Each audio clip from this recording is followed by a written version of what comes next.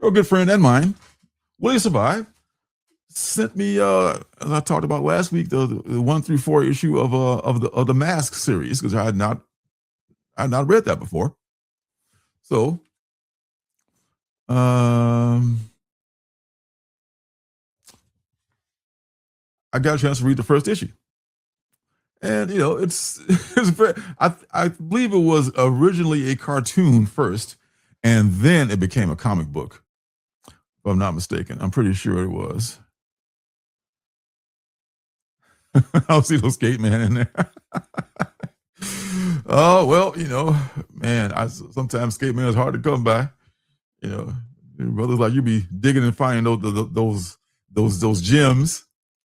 So the Mask series reads very much like a cartoon, from that era, like say a GI Joe or Hot Wheels or one of those those cartoons based on a toy product or something like that. When opportunity knocks, it looks like the first issue here. Some villain has stolen all the gold from Fort Knox. Oh my God, we gotta get my man. Who's this fella who's the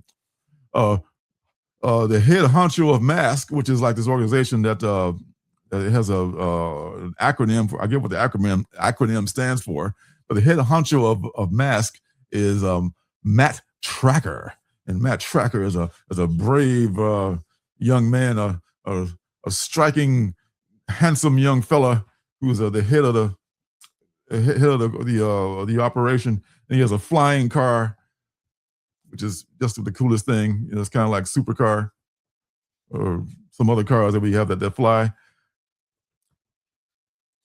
It seems like it was written, it's a DC joint. I was surprised. I thought Marvel would probably have this, but DC is the publisher of this, and it's not bad.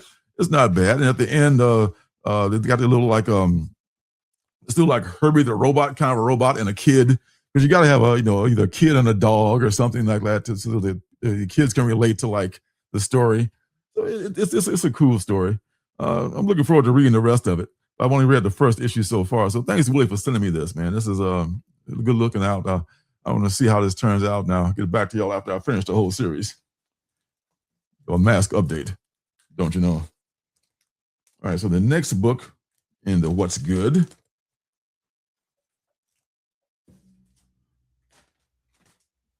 I don't usually do. I just did a DC, but it's because it was an A-OK. But I don't usually do the mainstream books like DC and Marvel. But I gotta do this. Talk about this because this is not bad. This is the new Lobo with Scotty Young and Jorge Corona. I tell you, Mr. Corona. I mean, Scotty Young does a great job in this too. I mean, his writing is improving. His writing is getting better. I mean, I guess that's why you're getting all the writing gigs now. I mean, he's a cover artist mostly, and working on his own stuff on his own page, which right on. He does he's found his look, he's found his style, he's found his audience, and he's killing it. So this Lobo here, I don't know a lot about Lobo. I mean, I'm not a big DC guy. I told you I was a Marvel guy back when I was reading the big two. I was more into Marvels. I don't know. I know that he appeared in was it not Next Man, something man number Omega Man. Omega Man. He's one of the Omega Man number, I want to say 3, first appearance. But this this shows a little bit of the background of Lobo's origin for those of us who don't know, and it gives you like a little synopsis to show you where he came from and how he pretty much, more or less, I guess, took out everybody on his own planet, and he's the last remaining of his kind. And it reads up to the present day, where he's on this mission to bring back this bounty. But the last second, he's called by his the person who's paying for the mission. Like, look, abort the mission. Come on back to headquarters. Your contract has been sold. All right, so he's grumble.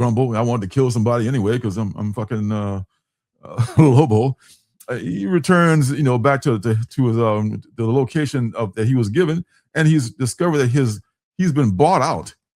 He's now works for the Omni Mega Entertainment Corporation, the largest media conglomerate in all known existence.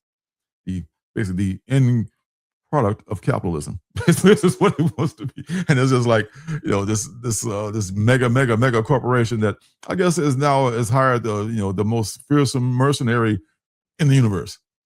So now we got nothing to look forward to but him working for these people and just wreaking havoc everywhere. I mean, the thing I love most about this, man. I mean, Scotty is writing. He's hitting his stride as a writer, and I feel like Corona should get like fucking double pay, man, for all the ink and work that he put in. This dude, I mean, both of these guys are in their primes and they're just doing like crazy good work right now. So this just cannot be ignored. No matter who they're working for.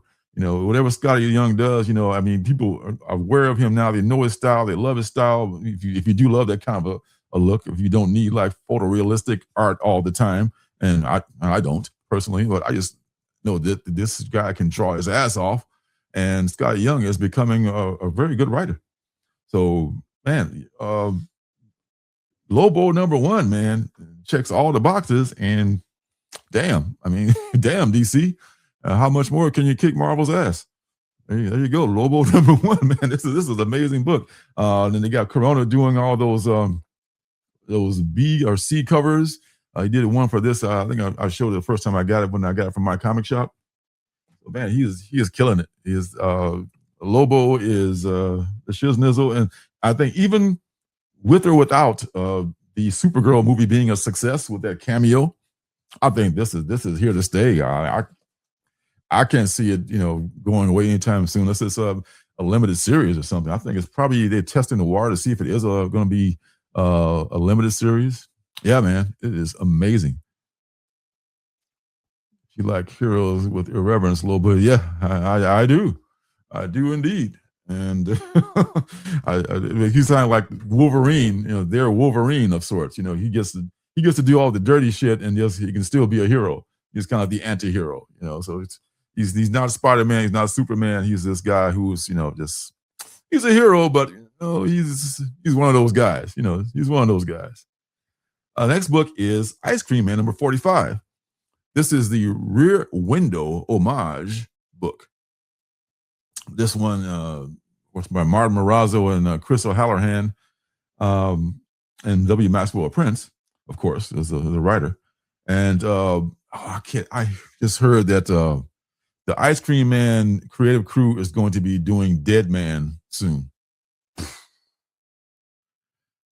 Dead Man is a hero that a character, I should say, that one of the few DC characters I want to know more about. I only know a little bit about him. Boston Brand, I guess, is his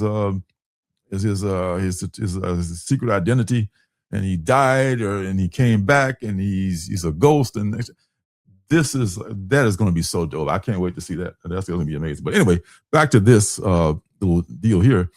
This is done obviously in an homage to the movie Rear Window with James Stewart, and the character looks very James Stewarty, as you might imagine.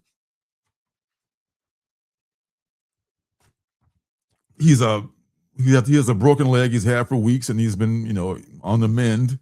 He's been sitting and looking out of his rear window, and he started to pay attention to all the neighbors. He's become kind of a busybody. He's kind of living vicariously through these people, and he's checking them out. So, and his girlfriend, who looks a lot like Grace Kelly, who was his girlfriend in the movie, she checks in with him every once in a while, and he witnesses a murder, what he believes to be a murder, and in true Ice Cream Man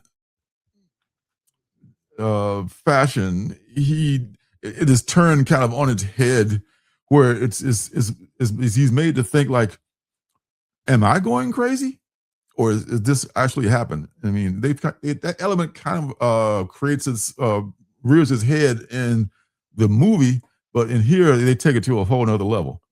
And the thing I love about Ice Cream Man is that you can just pick. I've got like most of the run. I don't have number one, but I have some of the early issues. But out of the 45 issues, I probably got about probably about 30, 36 or 37 of them. And you can just pick any random issue off the shelf and start reading it, and not have to worry about it, any continuity. And it's pretty much all standalone.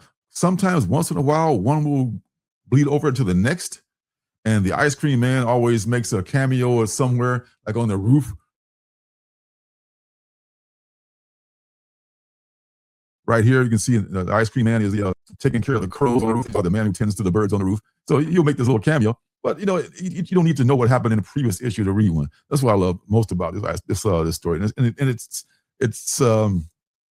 very irreverent. It's very it's tongue in cheek, and then it just like sometimes it gets like to the borderlines. It borders on the weird and the just psychotic. So if that's something that might appeal to you, then maybe you should check out Ice Cream Man.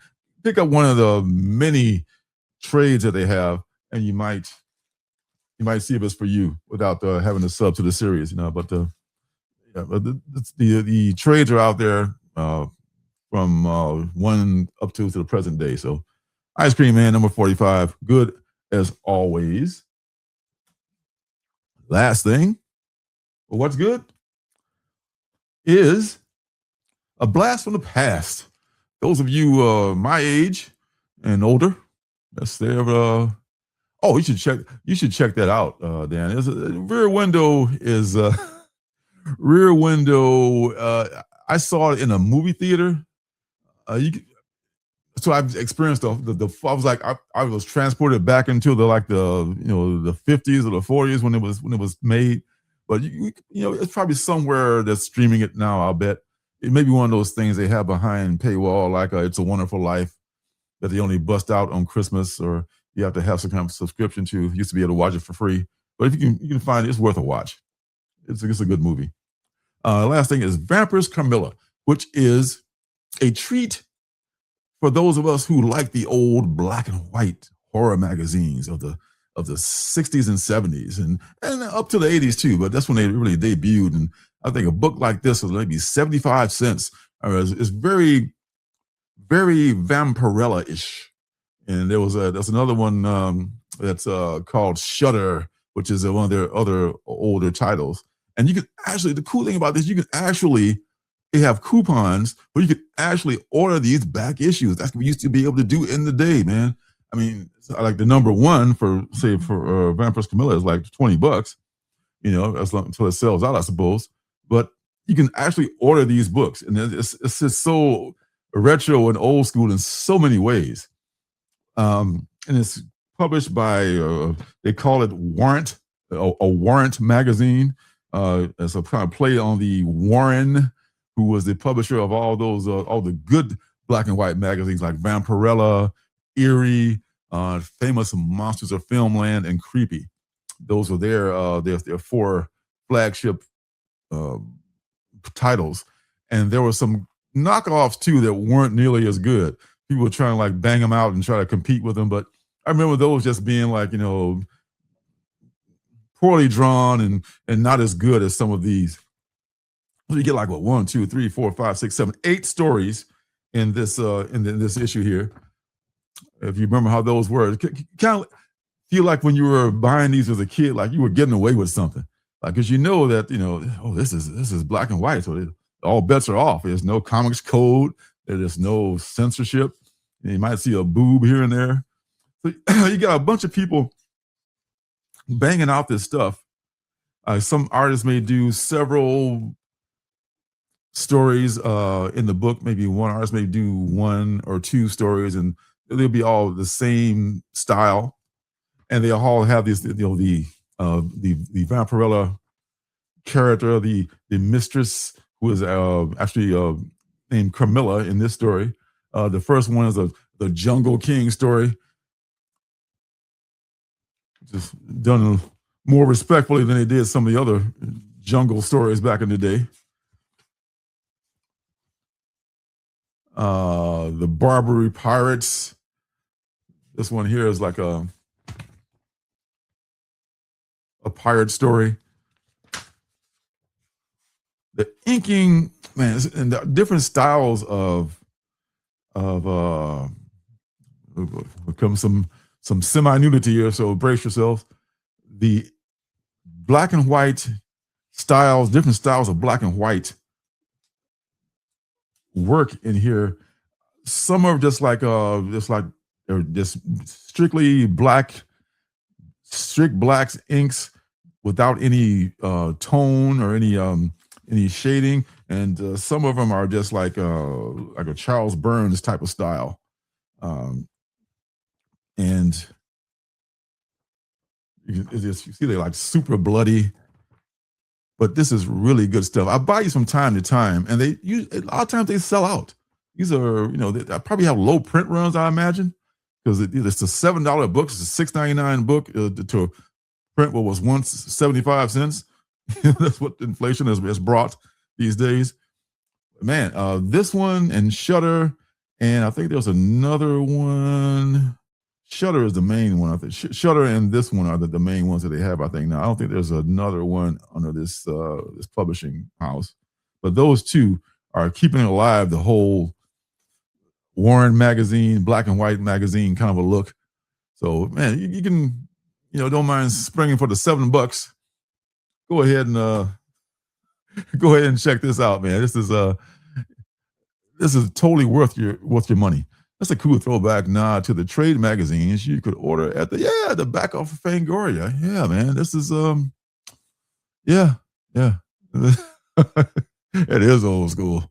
That's kind of my whole thing, actually. I don't see you really doing ages, yeah. Ice cream. Did y'all get to have ice cream the other day? This is your ice cream day. I hope y'all have some ice cream. All right, so yeah, that's your what's good, folks. Vampiress Carmilla, definitely worth the while as those other books are, and that's what I got so far. Hey, don't forget to subscribe and leave a thumbs up.